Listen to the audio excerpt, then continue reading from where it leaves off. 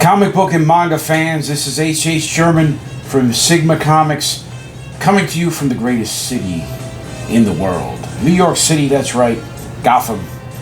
And we have another video. We have another great video. And thank you for joining us. I know I've been away. I've been traveling quite extensively because we got a lot of shows, a lot of conventions. So we have a new video, and we're going to talk about it. And as always, before we get into the topic, I'm going to take a swig of the old Calico mug. Now that's good. All right. So, forgot, you got to hit the like button. You got to hit the subscribe button so that you can partake in this stream of wonderful videos on an ongoing basis. And listen, we have something cooking, and that something is Volume 4 of Here Comes Calico, coming to Kickstarter May 28th to June 28th. So check that out, and that's exactly what we're speaking about today. We're talking about manga. This is Volume 3 of the manga. Okay, look at that awesome manga. This is Volume 3. Manga 4 is on Kickstarter May 28th to June 28th. So get on it, and you're going to love it. So the topic today is just the cultural impact that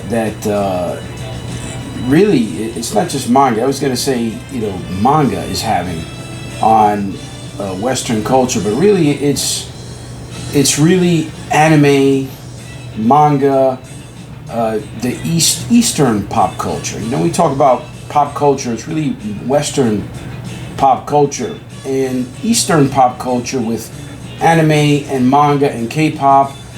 It's really having an impact, and I'm seeing it firsthand.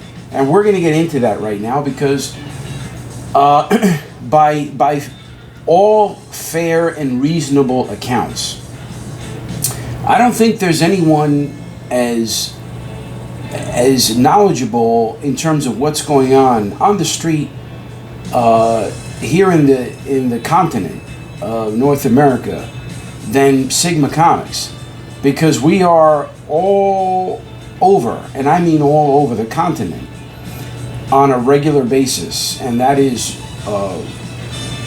weekly, bi-monthly, at shows all across the continent. And we're seeing a pattern. In fact, we're seeing patterns. And we're going to talk about that right now. So I'm going to give you, first I'm going to make a statement and my sentiments about what I'm seeing. And then what I'm going to do is, I'm going to back that up, as I always do, with facts. Okay? One of the things I'm seeing, and it's becoming more prevalent, show to show, is the behavior. A lot of these anime shows, it's not just the general, there's different types of conventions, okay? You have your standard sort of pop culture convention, like a something like a let's call it a Comic-Con, because Comic-Con San Diego, Comic-Con International, it has a lot of different things, a lot of moving parts. So it's pop culture. A lot of people go there for lots of different reasons, not just for comics, of course, right? So there they'll partake in wonderful sessions related to comics. Unfortunately, not many. We need more of that. And in that respect, they can get what's happening in mainstream comics and also, indie comics. Although the big two have sort of stepped back a bit from that event, I guess, or events in general. But certainly indie comics, which, in my view, and in what I see, is having much more prevalence at the conventions, and why I think it's doing very well. But also celebrities, big part of popular, pop culture conventions, and you certainly get a lot of that at Comic-Con International, right? Art, right? People going for the art, innovative art. A lot of information on video games. All right, so the gaming companies go there. You see the booths from your Blizzards there, and Ubisoft, and some of these other, Square, right? A lot of these companies that are designing video games and whatnot.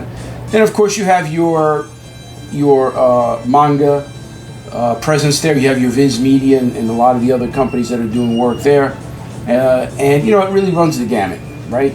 So at shows like this, you see all kinds of people. Then you have your pure comic book conventions, like your Heroes Con, right? Heroes Con, you have Baltimore Comic Con, very much straight up comic book show. Certainly SPX, right? Straight up indie comics there. Very different shows, right? And then you have your new breed of convention. You have your anime cons, right? Your shows like New York or Anime NYC. You have an LA version as well. Okay, there's a few of them out there. There's actually quite a few of them. Anime Frontier is another one that takes place in the Dallas area, I believe, Dallas-Fort Worth, if I'm not mistaken. There's quite a few out there. Okay, and really, I started to see it in the latter events. Okay, in these latter shows, the audience of which is primarily consisting of people under the ages of 25, the bulk of them not really into purchasing comics, but more so into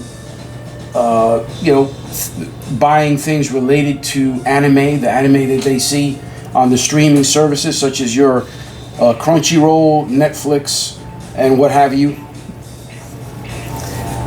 The behavior that I've observed started there, okay? And here's the statement, and I think it's a very poignant one, and it's one that is 100% accurate. I'm someone who's lived 40 some odd plus years on this planet, so I when I see something, when I see something that is starting to form, okay, a trend, and harden and crystallize, I always find that interesting, because then the floodgates open. It becomes a thing. And here's what I'm going to say.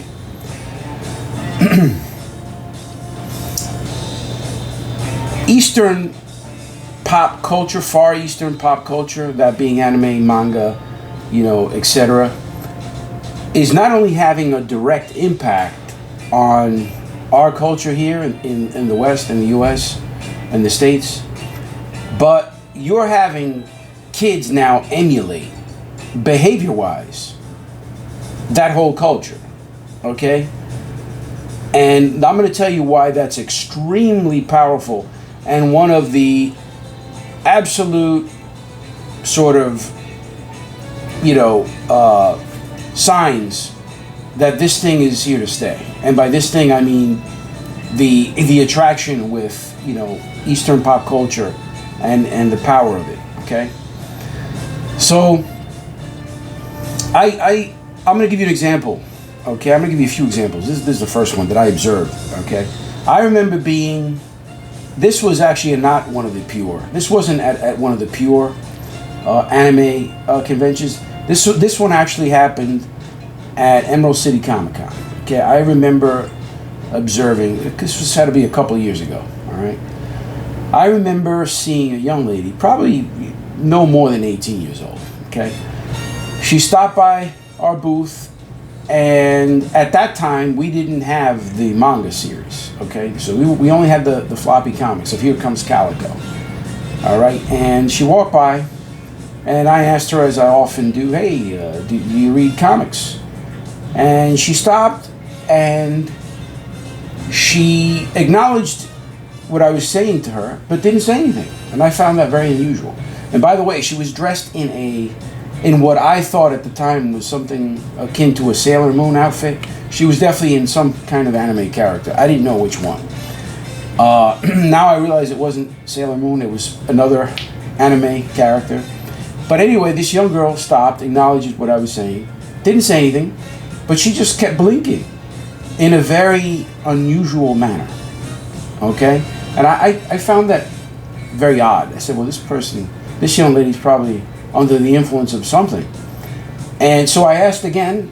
Maybe she didn't hear me correctly or something. So I said, all right, well, maybe she's not under the influence. Maybe she didn't hear me right, even though I speak, in my view, very clearly. So I said, do you happen to read comics? Now she's right in front of me as I'm saying this. And she looked at me directly as I said this, and I said it slowly. She just kept blinking like this, blink, blink, blink, blink, blink. And I said, she has to be on something. And you know what she did? She went like this, like really fast, like a character, like a cartoon character or something, like an anime. And she hopped, and she walked off, almost like hopping. I said, this is something out of an anime or something like this. And at first I was like the first few seconds, I was like, well, this person, she's clearly on something. Maybe I should call, maybe there's some like security here, maybe she needs some help or something. And the more I thought about it, later in the day, because of course I was busy. That's you see ECCC is a pretty big show, so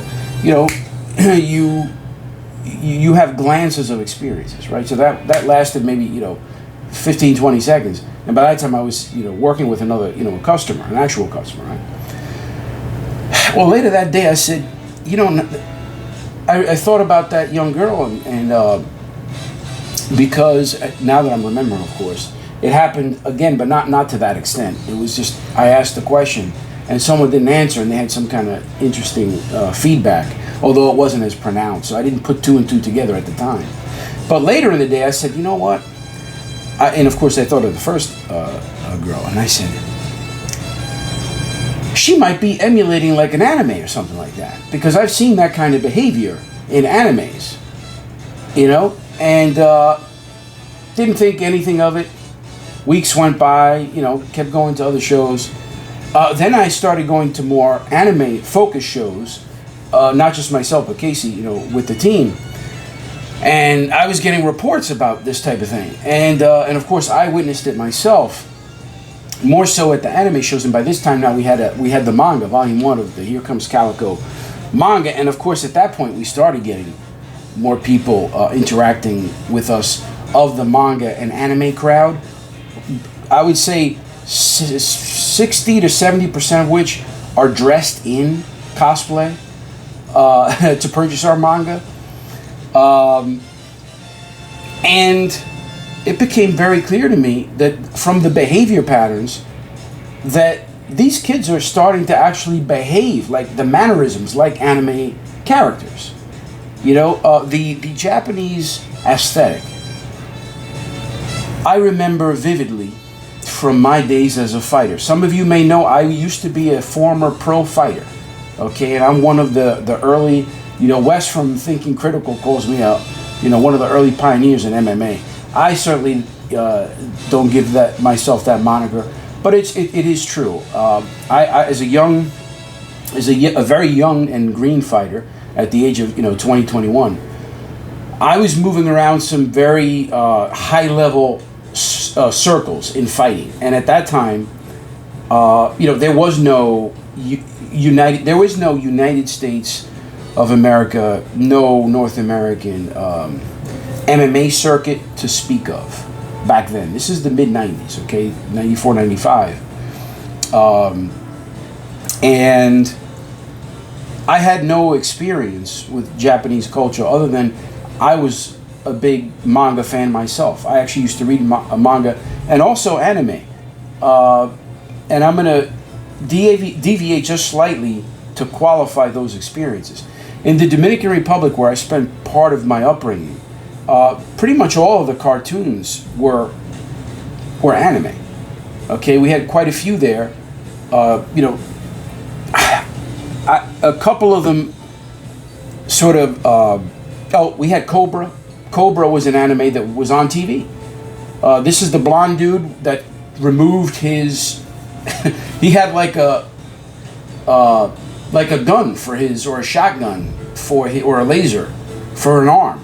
and he would smoke cigars openly, like in anime. You know, this was like our, you know, daily cartoons. Dude smoking cigars with his crazy blonde hair, shooting people, murking them with the shotgun for an arm. Cobra. That was on TV. As a kid watching that, you know, 7, 8 years old. We had G-Force. That was on TV. I saw that there. We had a bunch of other, like, very sort of under the radar anime that I don't even know the names. There was one about this little frog called Metang. That's at least what we call them what we call him in the Dominican Republic. So I don't know what that anime was. And there were quite a few more that I can't think of right now.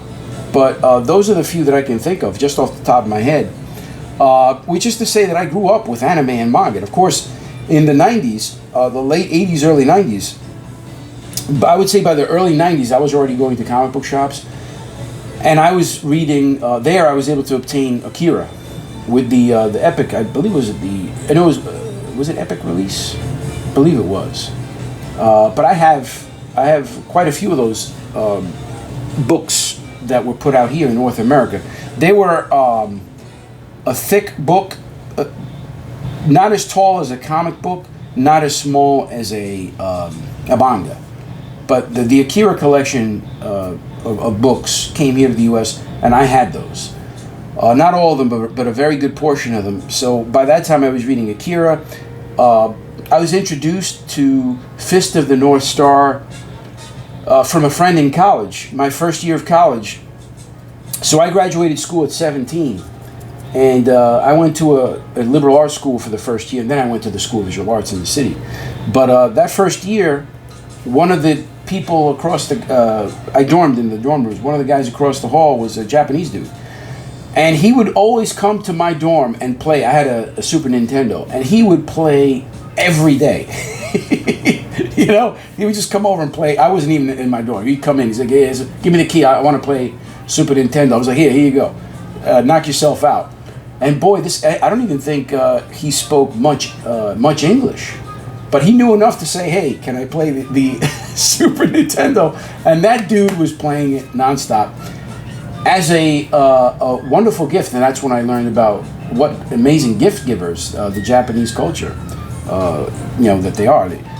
This kid gave me his weekly, I guess it was a weekly shonen. I'd never seen something like this. It was it almost looked like a Sears catalog. Remember those beefs? Now, of course, I'm dating myself. Everyone here, I would guess, over the age of maybe, 40, knows what the Sears catalog. I mean, I'm exaggerating, of course, it wasn't that big. But it was like, maybe like a quarter size of the Sears catalog. Just this thick book and it was pretty tall, certainly bigger than a comic book. Like a big magazine of like a bunch of sort of isolated out mangas. Holy crap, and of course there was Fist of the North Star. The cover for this shonen was Hotonuken, fits the Kenshiro right on there. And I was like, holy crap. Amazing posters in that, it wasn't a Takamon, it was the big weekly shonen. Holy crap. So I was immersed. Once I saw that, I was hooked. I started reading Go-Go 13. I learned about Go-Go 13. Oh, I love Go-Go 13. In fact, Hector Gill the Calico is partly inspired by Go-Go 13. Bet you didn't know that. All right. So I learned about Crying Freeman, which I also picked up, and that was also available here. Viz Media, if I'm not mistaken, they were the ones who brought that manga here. So yeah, man, by the time I was 17, I was reading Akira, Fist of the North Star, Hokutonuken, Crying Freeman, Go-Go 13, etc., etc. So I've been influenced. So I know and came up having inspiration from that culture to know enough that when I see behaviors and mannerisms, I can pick up on them. And that's what I've been seeing. And it's not just me, it's the team. We've been seeing these young kids start behaving like these characters. And it's not just isolated. It's a bunch of kids, especially like the young girls.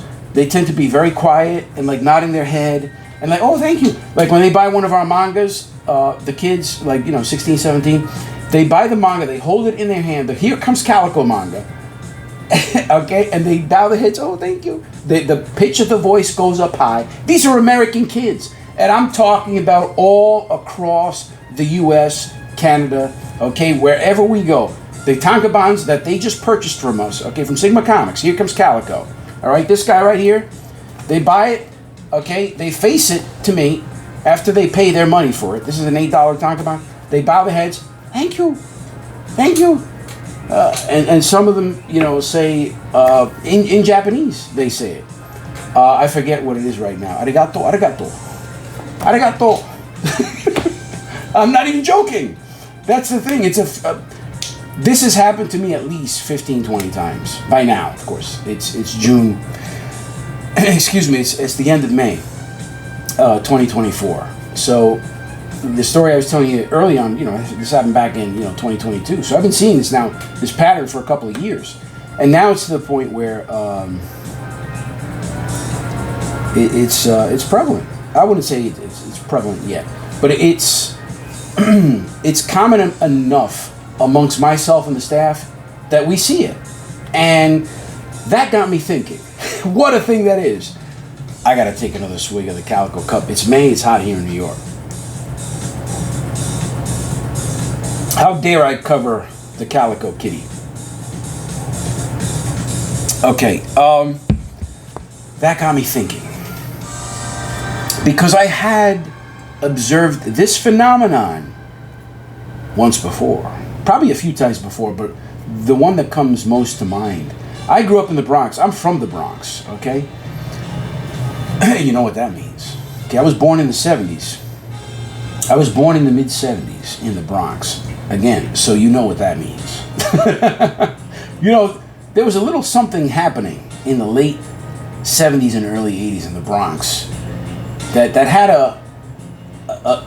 has had a global impact from that very time to this day. And I wonder what that was.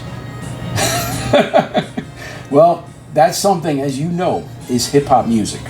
I was born in the Bronx, and I remember my mother had a little radio in the kitchen, all right? A little tiny kitchen radio. And I remember what it was to hear rap music, because it wasn't known as hip-hop music back then. I don't even think it was known as rap music back then. It was more like, we sort of called it like, breaking music, breakdancing music. And it was like a trickle at first. I specifically remember the first like heavy hip hop influenced song, hearing it.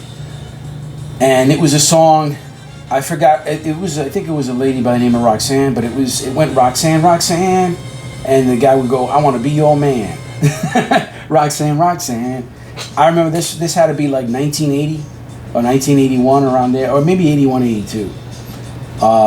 But at least at my age, of course, there was already the beginnings of rap music before then, in the streets of the South Bronx. But really, it started trickling out higher up in the Bronx, in the Sedgwick area over there. These are areas that are not very far from where I grew up. I grew up all the way in the north. But Sedgwick, where that stuff was going down, it's a car ride south into the Bronx. It's a good 15 minutes. And that's with traffic to get to a place like that, right? So, and man,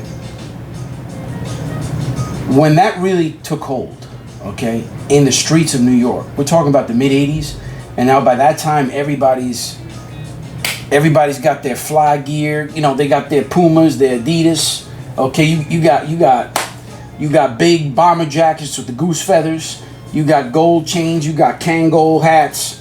Okay, you got sunglasses. Oh man, you got track suits. Okay, it was trench coats, and of course later on into the late '80s, early '90s. We got the Timbs, right? The Timberland boots, the Carl Canines, the Filas and what have you, crisscross, etc., etc. Cross colors. I'm sorry, cross colors. Yeah, crisscross colors. I believe I had a purple pair of cross colors. But all of us were very much inspired by hip hop music, and we loved it in New York City. And of course, it was a match. It just lit up everywhere else, right? My point is, I remember also, just like we adopted hip hop culture. And by the way, when I say we adopted hip hop culture, I say that because, being from the Bronx, I would see the trains. And by the way, I lived at a last stop of a major train line in New York City. I lived at the end of the 6th train, okay? And there were seminal graffiti creators from that line that were regularly putting stuff out there. The artist that would tag Scene was there, and his train, his work was always up and down the 6. I mean, it was like a canvas, moving canvases is really what trains were back in the late 70s and early 80s, right? So when I saw the culture move beyond us and our adoption of it into other regions and territories, before that, I saw the impact it had on other cultures aside from blacks and Latinos. Because, a lot of people don't realize this, but, hip hop culture isn't just a uniquely black culture. It's black and Latino. A lot of the early hip hop, artists were Puerto Rican. All right, and a lot of this has to do with the fact that of where the match was lit, right, in hip hop. There was a lot of Puerto Ricans living there, a lot of blacks, and it was a wonderful experience to see that sort of take hold, because it's a multicultural, beautiful mix of culture that arose from it. But at the same time, it's something that we collectively see as this street sort of inner city sound, okay, urban sound, that a lot of people call it an urban sound, right? But really, where did it take hold? It took hold in an area of the Bronx that was very disenfranchised, that was very, sort of low income, and there was a lot of need in this area and these areas, of course, where they continued to blow up. And when I remember seeing like white kids, for instance, right, that lived in areas outside of that, and when I started seeing their behavior, okay, change, okay, due directly to being inspired by hip hop music and culture, that was, wow, what a sight that was. Holy crap, I had a front row seat to that, okay. Again, I grew up in the North Bronx. Where I grew up, there was a lot of Italians. So this is to say it was a white area. There was some Irish, but it was mainly an Italian neighborhood. There were very few Jews. I think it was like 1 or 2 Jewish kids in the neighborhood where I grew up. But it was mainly Italian. There was some Irish, and there were no black people living where I grew up in the Bronx. Right? I was definitely the darkest skin-colored person in the area that I'm aware of. There were a couple of kids that were dark skinned, but they were Italian. They were Sicilians, right? And they weren't too far off from me. But the bottom line is, when I started seeing more and more like white kids start, their mannerisms, their behaviors start adopting this very, hip hop sort of rap, influence. Wow, that was a sight to see. And it was striking. It really was striking, right? That's what I'm seeing. That's what I'm seeing at these conventions. I'm seeing these kids, 15, 16, 17, even younger, they're acting like anime characters, and the K-pop kids that they see, the manga characters that they're reading about. That's how powerful this is, okay? We put two and two together as a publisher dedicated to the fight against animal abuse that really wants to be successful and immerse the audience with a wonderful story about a man who fights vigorously against animal abuse and say, you know what? We're going to go from here. Okay, we're going to take this that we grew up with, that we love, comics, and not only are we going to take the story and tell it in this format, this awesome format that we love, but we're going to take that story and put it in here. All right, I should probably take this one because this one actually shows the similar image. All right, we're going to take that story and put it here. All right, and this 200-page tankobon. And look at this. This is a standard 24-page comic, okay? A standard 24-page comic. And we have taken that and we have migrated the story along with a couple of other backstories into a manga tankobon. And look at how indicative and figurative this is, okay? Look, think about how figurative this is. It's the same image, but look, here we can only fit a part of the calico's body. Look at this. Look at that. Look how much more of it we fit. And it's indicative of the power of the medium. This is a 200-page manga tankobon that not only includes 2 stories, okay, two issues of the regular series, but 2 additional manga stories that you can only get in the manga format. All right, this is what this medium can do. And what is the price? It's $8. Okay, we have, this is a bad example because we have very low, innately low comic book prices. This is only $2.99. But your average comic book out there at the comic book shop, which is really the only place you can find comics these days, is about $4, $4 or $5, right? Well, this is only $3 more. And it has 200 pages, not the 24 you're going to get when you get that Batman comic, okay? And here's the thing, okay? Ask yourself this. Why are these kids acting this way? Why are they not acting like Spider-Man or Batman or Wonder Woman or Ms. Marvel or Captain Marvel, right? I tell you why, okay? They don't even know where to find these things. Where can they get comics? Are there any cartoons that they see on a regular basis on their TV? Showing how cool those characters are? No. Marvel and DC decided to take that money and put it into the big screen. Okay, they're not paying their artists to do these comics in this format, the comic book format. Okay, so the quality in your big 2 comics not there. All right, and then you can't even find them as a kid. Okay, Perch. There's a wonderful YouTube show that I watch. There's really only 2 big ones that I subscribe to, and that's Comics by Perch. And I highly recommend, if you're watching this video, to go over and head over to Comics by Perch and see the wonderful videos that he puts out. Excellent.